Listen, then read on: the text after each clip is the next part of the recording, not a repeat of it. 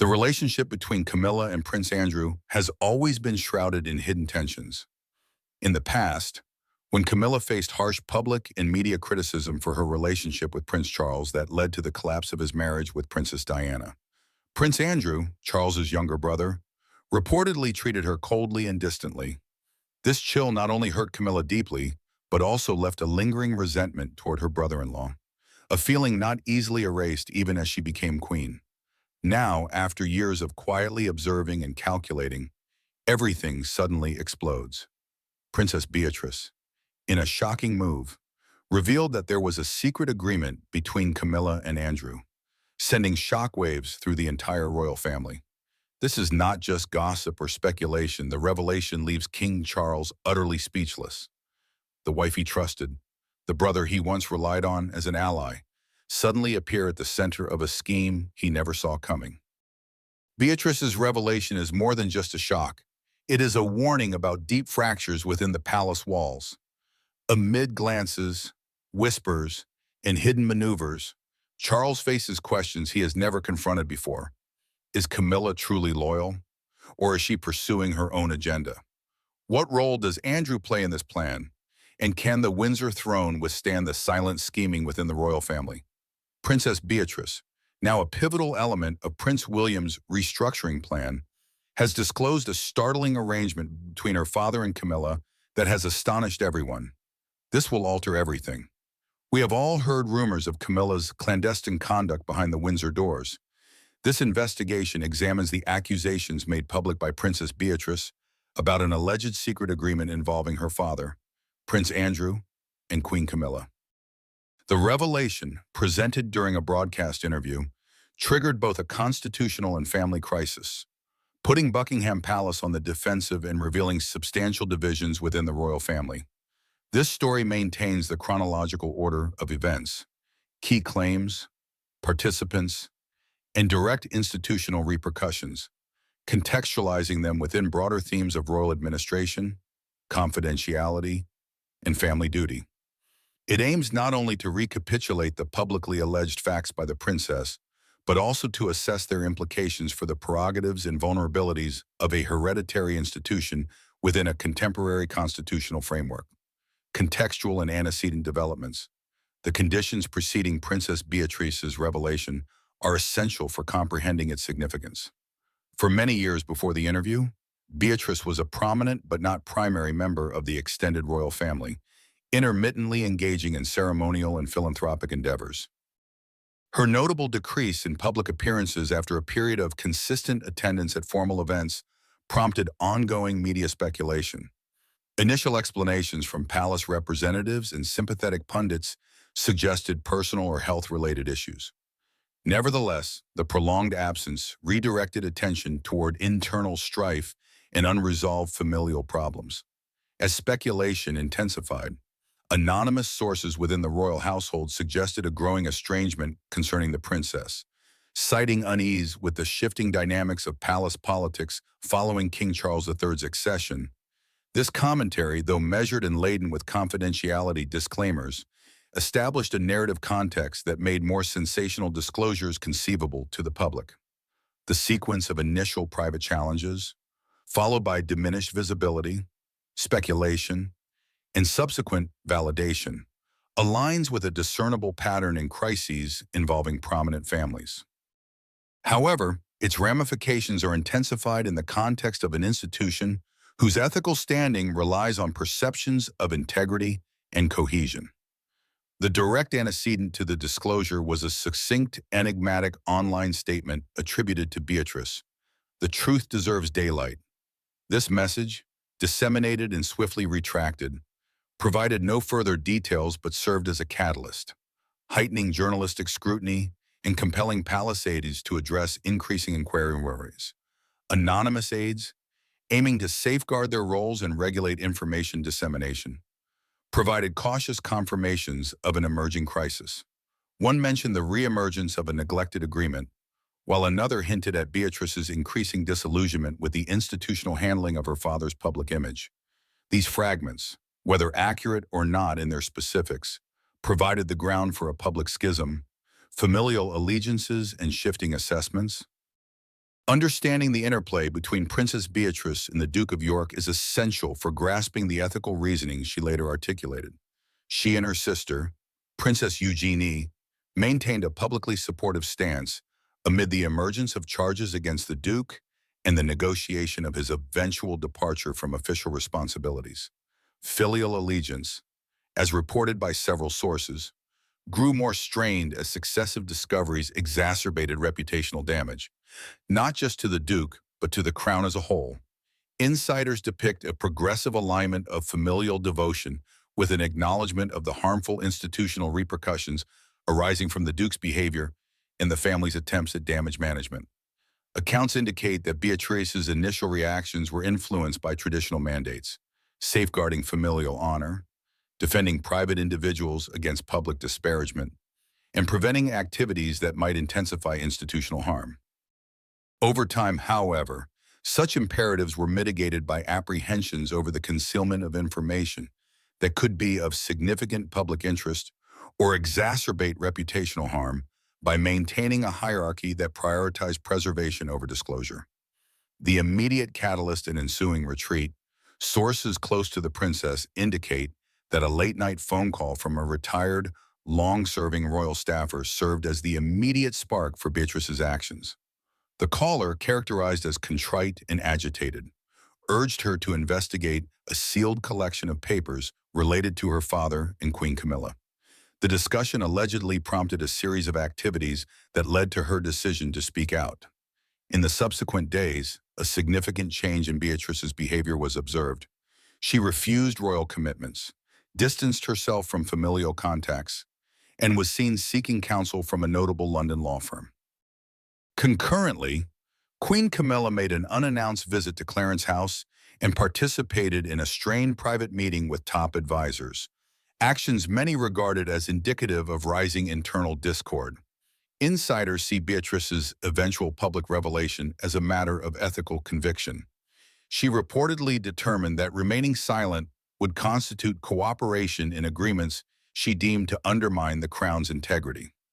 This reasoning positioned her decision not merely as a personal condemnation, but as an action with broader institutional and democratic significance, rejecting the management of potentially harmful information through informal, clandestine agreements that shielded prominent individuals at the cost of transparency.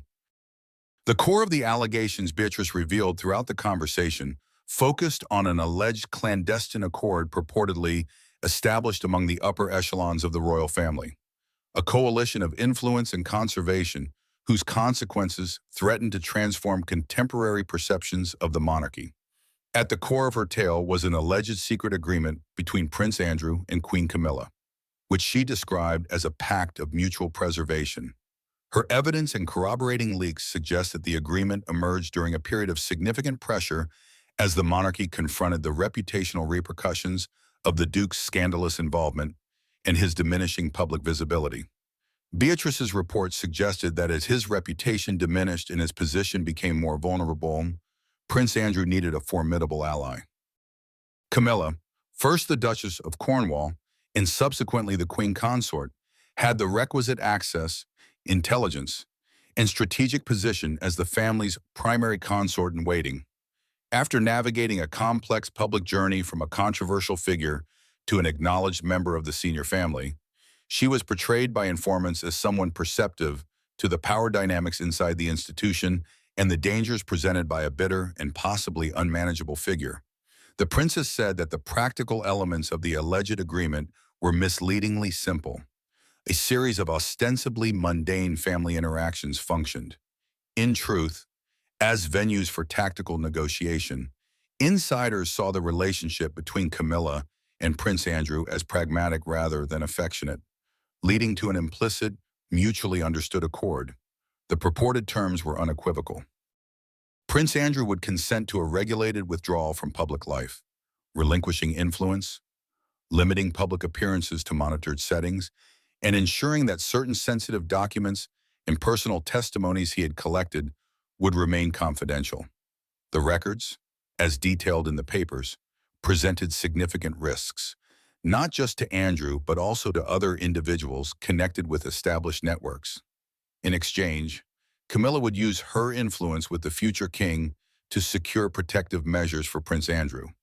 The narrative suggested that the buffer was not a formal or public absolution, but an internal mechanism for containment. This approach seemingly included access to legal representation financed by ducal or royal assets, meticulously formulated news releases intended to alleviate reputational damage, and procedural measures aimed at preventing a complete public deterioration of Andrew's standing. Beatrice suggested the reciprocal agreement as a strategy to mitigate controversy and preserve the monarchy's stability by resolving rather than exposing the underlying concerns. Revealing and examining documentary evidence.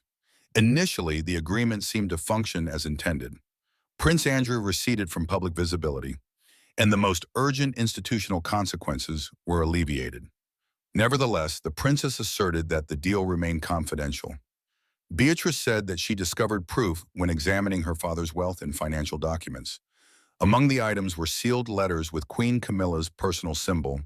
The communication included implicit references to continued discretion, ensured confidentiality, and the maintenance of familial stability. Despite the absence of a written contract, Beatrice saw the language, context, and other papers as unequivocal evidence of a clandestine partnership. This disclosure, as conveyed by her colleagues, necessitated a substantial reassessment of her perspectives.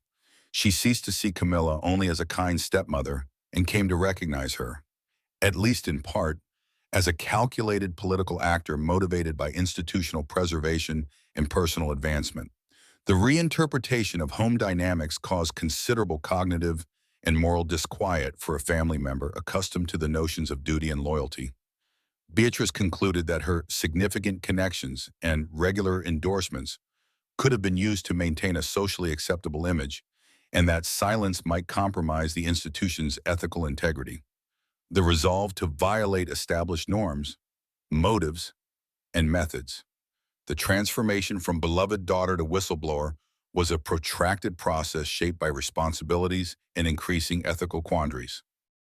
Embodying the ideas of duty and loyalty as essential elements of royal life, Beatrice originally backed her father throughout his public ostracism, enduring the resultant humiliation and media scrutiny. These demonstrations of loyalty, however, concealed underlying discord. The palace's demands for her to act as a safeguard for her father endowed her public appearances with significant symbolism, and her silence and comportment were seen as tacit endorsements. As the severity of the allegations became evident, the psychological pressure intensified. Another element influencing her shifting stance was a reportedly close connection with Catherine, the Princess of Wales. Confidential conversations with Catherine allegedly led Beatrice to consider the broader implications of her position. Catherine, although avoiding direct criticism of the family's management of the situation, reportedly prompted Beatrice to contemplate the consequences of steadfast loyalty through her nuanced questions. A crucial point occurred during a late-night conversation with a former royal assistant who said, "They're going to conceal it, and they will utilize you to accomplish this." This assertion reinforced Beatrice's anxiety over her exploitation in a cover-up, compelling her to seek external legal advice and document her concerns. The subsequent psychological turmoil resulted in a period of isolation during which Beatrice allegedly documented her thoughts in personal notebooks. The writings, as recounted by interlocutors, exhibited profound turmoil, rage, sorrow, and uncertainty over identity and institutional affiliation. The last note before her decision to speak publicly allegedly said, "I have had enough." She then committed to choosing openness and truth over established conventions of silence. Aware of the considerable personal and institutional dangers associated with the planned public revelation, the broadcast interview and its subsequent repercussions. The broadcast interview was organized independently of Buckingham Palace and was a significant deviation from royal etiquette. Palace authorities were allegedly uninformed of its full substance prior to the broadcast, and the presentation was broadly interpreted as a declaration of individual autonomy in opposition to institutional limitations. Beatrice avoided theatricality. She presented her narrative with restrained determination and systematic precision. Her principal claim was that her father and Queen Camilla had established a confidential accord aimed at mitigating his public disgrace. The most contentious element of her assertion was the timing. She said that critical components of the agreement were finalized while King Charles was hospitalized for a medical procedure, thus incapacitating him and leaving him oblivious throughout the formation of the arrangement. Observers and analysts responded promptly to the substance of the interview. Beatrice described the agreement as a mutual preservation contract intended not to uphold justice or maintain the monarchy's dignity, but to save individual reputations. According to her stipulations, Andrew would recede from public life and conceal potentially detrimental information. In exchange, Camilla would gain safeguards against internal inquiries and facilitate a controlled, dignified exit from public duties. The initial institutional response was tumultuous. Buckingham Palace's press office was overwhelmed by international media inquiries.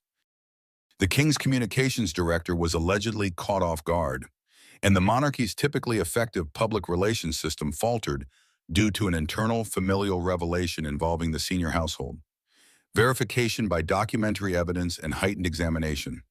Public interest intensified swiftly. The term Beatrice bombshell gained traction on social media.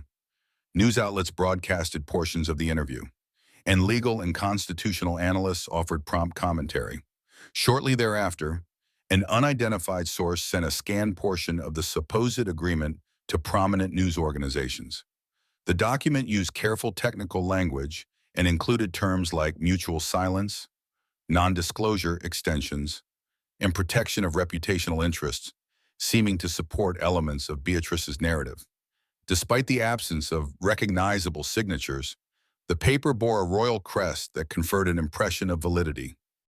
As a result, the dispute extended beyond verbal evidence into the domain of documented assertion, heightening public and institutional examination.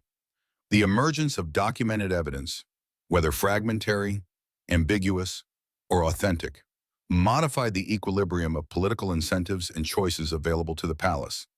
While a contested claim by a family member could be mitigated by arguments for privacy, the presence of documentation allowed opposing factions both inside and outside the household to demand more substantial responses. The report on the materials highlighted that, while legally non-binding, the records indicated an intentional practice of concealment with possible ethical and constitutional ramifications.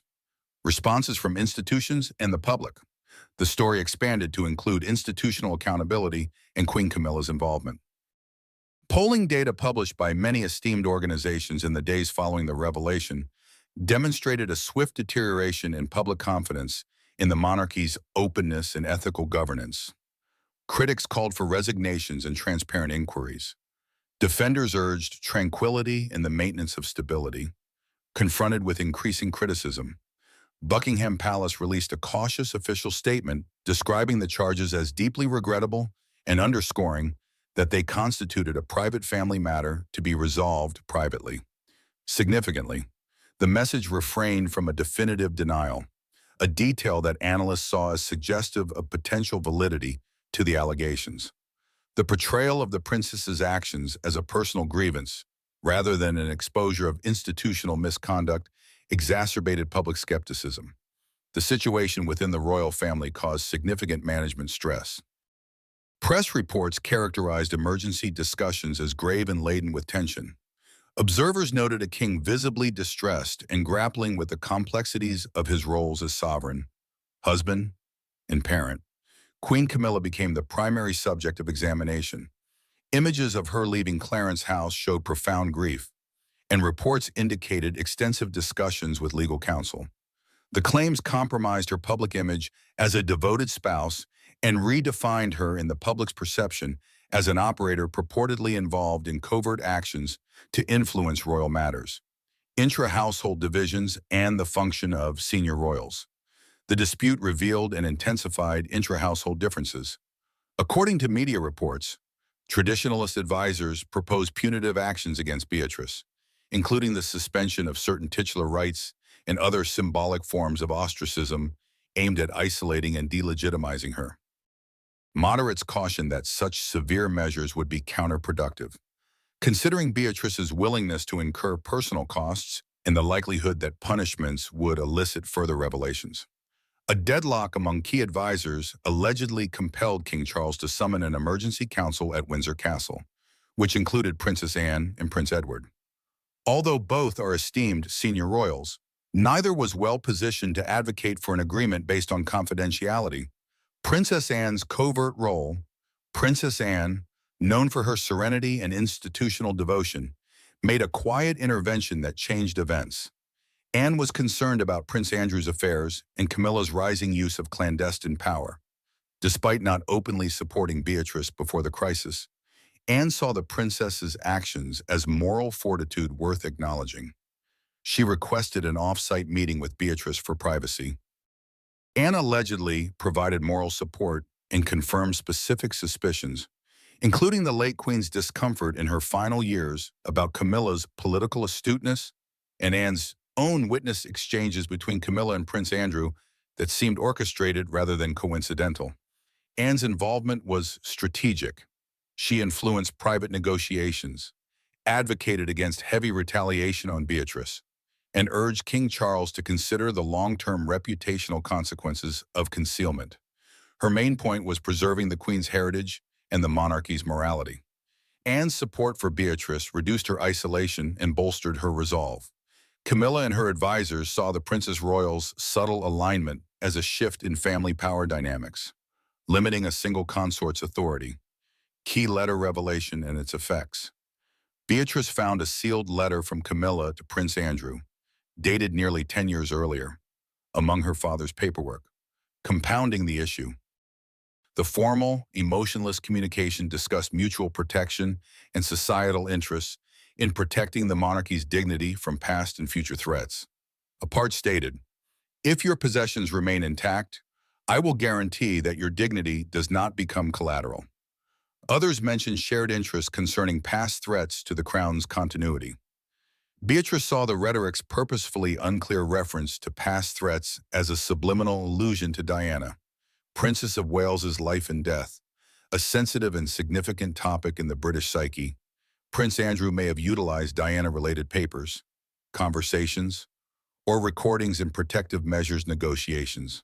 According to the letter, the claim that Diana's memory or materials were used as leverage in an intra-family deal was politically explosive.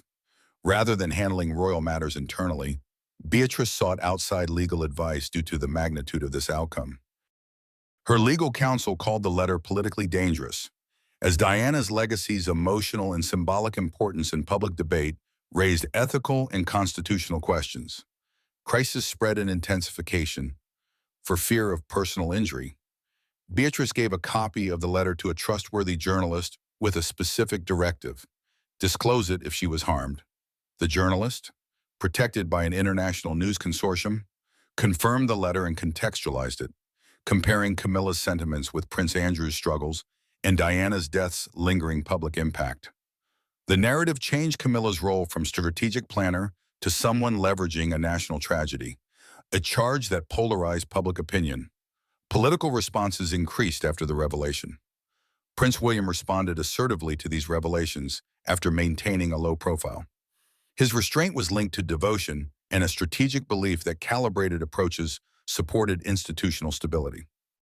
His mother's memories being exploited as a bargaining chip was a personal and institutional barrier.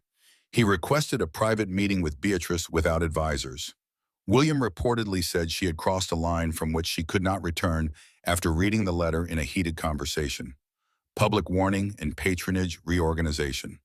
Within 48 hours, William's team demanded that Queen Camilla resign her royal patronages in children's welfare, women's advocacy, and mental health, which were closely tied to Princess Diana's humanitarian legacy. The declaration gave no specific explanation, but it was clear William would not allow Camilla to remain associated with regions tied to his mother's charitable work. The heir apparent's unprecedented public censure of the Queen consort aggravated the issue. King Charles was reportedly distressed and retreated for extended periods, caught between his son and his wife. William spoke carefully at a charity event. Truth does not threaten the crown. Silence does. While he didn't name Camilla, His speech publicly linked him with Beatrice in openness against obfuscation. Public legitimacy and internal dynamics. Public disintegration occurred within the monarchy. The public narrative shifted from continuity and stewardship to contested authority and contrasting morality, disrupting family unity. Supporters reviewed their allegiances, lowering Queen Camilla's public image. The first narrative about her since her marriage into the royal family included active political involvement rather than a passive consort role. The consequences of Beatrice's disclosures did not lead to family ostracism or personal obscurity as anticipated. She opted to formalize her resignation from royal responsibilities, discreetly removing her name from the official calendar. Her departure was not a regression into anonymity. Unencumbered by palace formality, she engaged with international human rights organizations and women's advocacy groups, participating in talks and private sessions in Geneva, Johannesburg, and Sao Paulo. She expressed pledges to accountability, institutional change, and survivor-centered advocacy, positions that resonated with worldwide audiences sensitive to transparency and ethical governance. Institutional changes and legislative supervision. Subsequent political and institutional ramifications ensued. Public criticism prompted the formation of a legislative committee tasked with evaluating norms related to royal openness, accountability, and financial assistance for legal counsel. The committee's establishment, though limited by constitutional norms reserving certain royal prerogatives, signified a new and invasive form of external supervision over previously opaque royal rule. It required the submission of internal data and suggested legislative measures to oversee public financing of legal costs for senior royals, aimed at preventing the restoration of secrecy via financial channels. In the palace, a tenuous equilibrium evolved. King Charles continued to rule with diminished authority and a strained relationship with Prince William, as patronages were redistributed and her public appearances declined in the short to medium term. Queen Camilla preserved her title but lost influence. The royal family adopted internal rules to increase record-keeping and monitoring of public-facing agreements to regain confidence while resisting constitutional changes. Beatrice's repositioning and institutional effects. Princess Beatrice did not resume royal responsibilities. She portrayed herself as an advocate and a moral outsider to the institutions she challenged. She developed a fledgling royal family access based on transparency rather than hierarchy, preserving family support, notably private encouragement from Princess Anne and tacit agreement with Prince William. According to some experts, her new public position was restricted by the monarchy's structural limitations. She might advocate for reformist concepts but could not achieve organizational change. The monarchy survived the initial crisis, but public opinion and internal dynamics changed forever. The royal family's capacity to keep secrets was reduced by public calls for transparency and procedural improvements. Patronage dynamics, advisory frameworks, and intra-familial trust problems changed the crown and its family. Analysis, secrecy, responsibility, and royal adaptation. The scandal surrounding Princess Beatrice's disclosure raises questions about family loyalty, institutional preservation, and the constitutional monarchy's secrecy. It shows how private agreements may cause public crises that alter power and legitimacy. The allegations, whether true, partially true, or disputed, have already changed public trust, parliamentary oversight, patronage systems, and family relationships. The case illustrates the constitutional conflict between royal private and public life. Monarchies depend on family loyalty and public belief in the crown's impartiality and honesty. Informal agreements that prioritize private security over transparency may cause accountability gaps and political instability. After Beatrice's admission, legal, political, and journalistic channels were activated, signaling a societal need that hereditary privilege cannot shield ethical violations from public scrutiny. The crisis offers several institutional design lessons for the monarchy. First, formalizing advisory processes, distinguishing consorts, senior royals, sanctuaries, and independent counsel would reduce ad hoc consultations. Second, unambiguous financial arrangements for legal representation and public interest issues would alleviate fears that public or ducal resources cover private wrongdoings. Third, strict archiving and access requirements for family papers may prevent politically sensitive communication from surfacing or ensure its proper monitoring. Sociopolitically, the episode demonstrates changing responsibility and discretionary norms. With growing media scrutiny and civil society participation, hidden family arrangements are less likely to remain private without reputational damage. Public expectations now encompass monarchy behavior and institutional reactions. Beatrice's moral argument that transparency supports the institution's long-term existence despite short-term discomfort aligned with contemporary democratic norms and change the monarchy. Final thoughts. In conclusion, Princess Beatrice's disclosure illustrates the complex and often difficult balance between private and public duty in hereditary systems. The immediate effects disrupted patronage and power relationships, partially reconfigured senior family members, increased legislative engagement, and caused a lasting decrease in the household's ability to hide conflict. The situation has forced a reevaluation of royal norms and responsibility. After surviving the initial crisis, the monarchy must rebuild public confidence while addressing personal and political divisions. The crown's legitimacy will be viewed differently after this occurrence, but a lasting balance between tradition and openness remains uncertain. Thank you so much for watching. Your support means the world to us and keeps us uncovering the hidden stories of the royal family. If you found this video intriguing, shocking, or simply impossible to look away from, make sure to hit that like button. Don't forget to subscribe and turn on the notification bell so you never miss our latest royal revelations. Join our growing community and be part of every dramatic twist, secret, and scandal. We promise to bring you the truth behind the palace doors, one shocking story at a time.